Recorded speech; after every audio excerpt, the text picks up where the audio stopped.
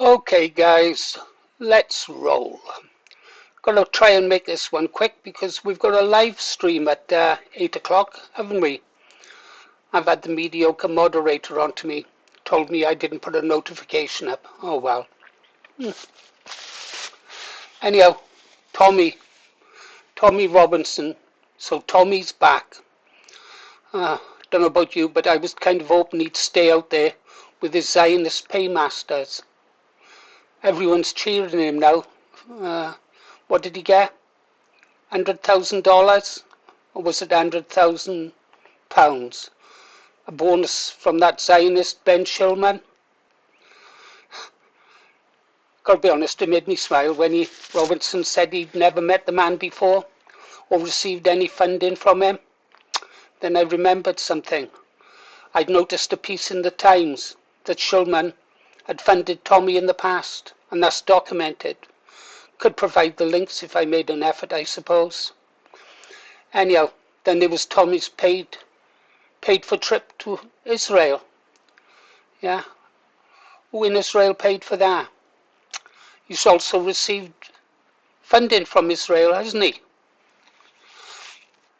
I wonder if we're ever going to see any accounts for all the money being grifted from British patriots and what it was spent on. I'd really like to know. Money in, money out. I doubt if we'll ever see that though. Apparently it's all in Bitcoin these days. Anyhow, what did Tommy start doing as soon as he came back? Apart from frothing at the mouth? I'm sure that guy's got a problem. Well, what was he frothing at about this time? At the earliest opportunity? Well, it was the grift on 16th of May, wasn't it?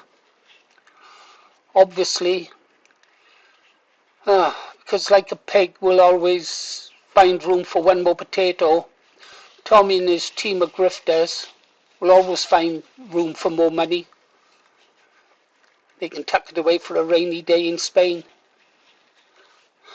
Perhaps they could all form an enclave in Benidorm. Excuse me. Oh, got the sneezes. And anyhow, what did he do after that? After grifting for the UTK Cringe Fest, yeah? Well, he did what he was created for. He demanded that the UK expel the Iranian staff and close their embassy down. And then he went on a real red-faced hysterical rant about the Jews and how great they are and we're not doing enough to protect them and defend them. I think we're doing more than enough. We've done more than enough. We destroyed Iraq for them. We destroyed Libya for them. Now, America's trying to destroy Iran for them. Not doing a very good job, is he? No, we've done more than enough for Israel.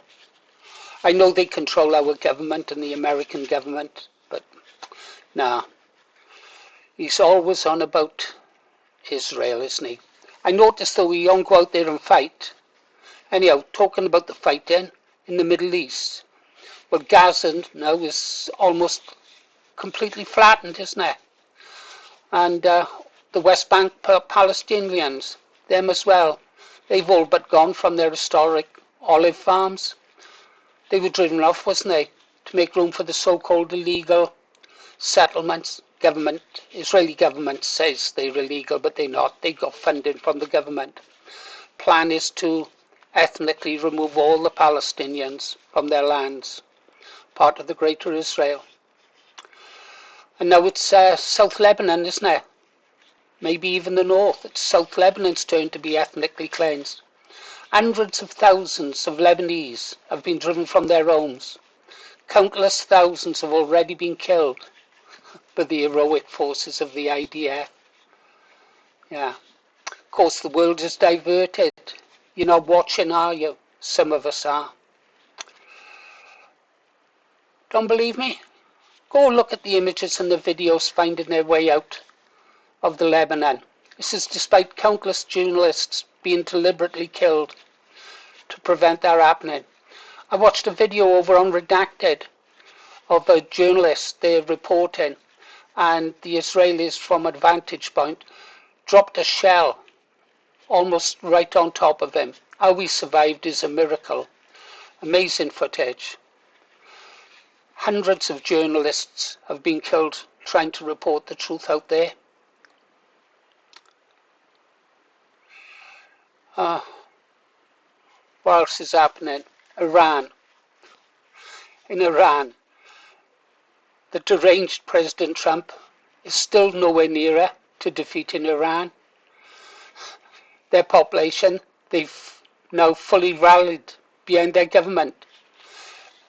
Bit in the same way that Londoners did, didn't they? Back in the day, when they rallied behind Churchill, when the Germans started the Blitz, bombing London. Yeah. Killing people's children and destroying their homes tends to harden the heart of the population. I think it'll be generations before the Iranians ever forgive America for what they've done to their country on the orders of Zionist Israel. I doubt if they're very much keen on us Brits and other Western nations either. We've all played a shameful part in it, haven't we?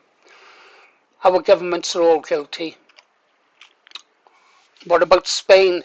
Last night I had a call to go and have a look at. Said that Paul Thorpe was declaring war. I thought, declaring war on who? Guy said, I don't know, but he's declaring war on someone. So I went and had a look. Watched his video. Yeah, he was confused. I was just as confused as him. After I'd listened to him, I didn't know what he was talking about. Anyhow, so in Spain, Paul Thorpe, he's also declared war then. But just on who, I'm not totally sure. But from what I could kind of make out from his live stream, it was everyone who was opposed to his insane peace plan to unite all right-wing parties in a grand coalition. Well, there is only one right wing. There only ever has been one right wing. People like Paul Thorpe is not right wing. Richard Inman is not right wing.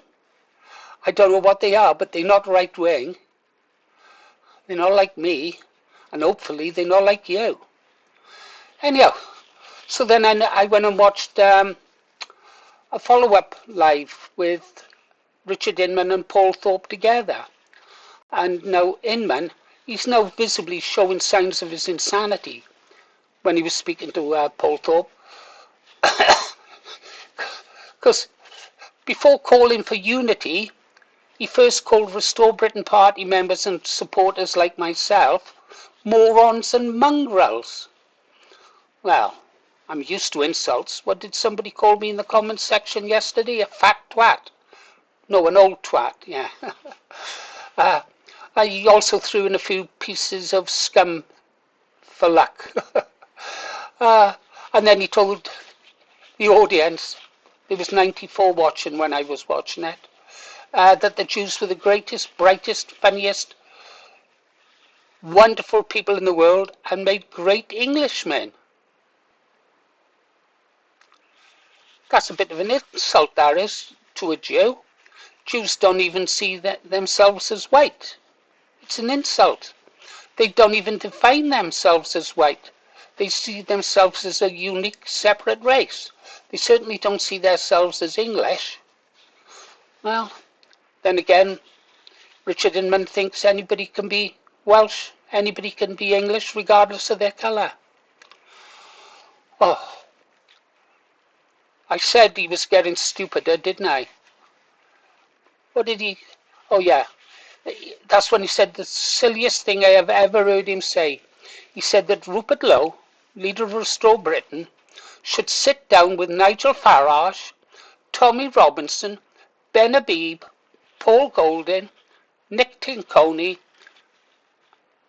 and unite the right. Does he seriously think that could happen? Does he seriously think that people like me and other Restore Britain members, totally opposed to Zionism, the global Zionists, want a globalist one world. Does he seriously think we can work with them? They're not our allies, they're our enemies. We can never be allies. We can never even be friends. I don't know what planet these people come from. We cannot align with them. Anyhow, I think that's all I got for you.